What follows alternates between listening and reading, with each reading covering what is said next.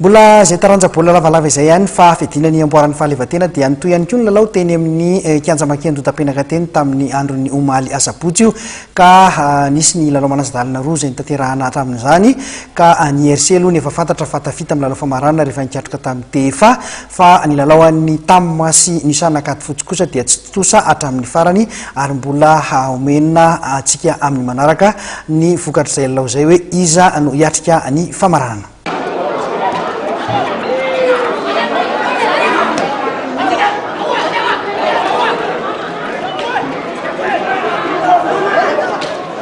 Tosa hatramin'ny farany ny lalao an'ny USA Anakady fotsy sy ny Tanora Nosy be milalao nandritra ny lalao manasa-dalana fedina ny amboaran'ny fahaleovantena omaly tolakandro teny amin'ny kianja Maki Andotapenaka.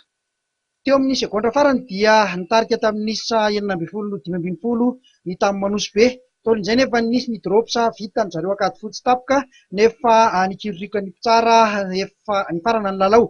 Raikitra ny sakoroka teo amin'izany fionan'ny rotota izany teo amin'izay fotoana faran'izay ka dia ny rava aloha izany ny lalao ary mbola tsy fantatra mazava izay ivoaka mpandresy amin'ity faninanana ity. Araka ny nambaran'ny karakara dia andinika iny lalao iny iry zareo amin'ity herinandro ity ary amoaka fanapahan-kevitra mahakasika ity fionan'ny rotota ity na ho averina ny lalao na ivoaka isy ivoaka mpandresy amin'ny ray amin'ny Tamma na ny USA Anakady fotsy.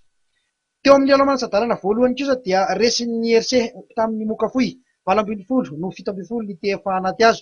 Lalao izay azo lazaina fa niady hatrany am-boalohany ka hatramin'ny farany ity fionan'ny rotota ity. Teo amin'ny fidirana voalohany dia nifanakaiky hatrany ny isa teo amin'ny Selairabe ary tany amin'ny fidirana faharoa dia tsisy nisotona rano mihitsy fa dia ny famalina tanteraka ny fanafiana.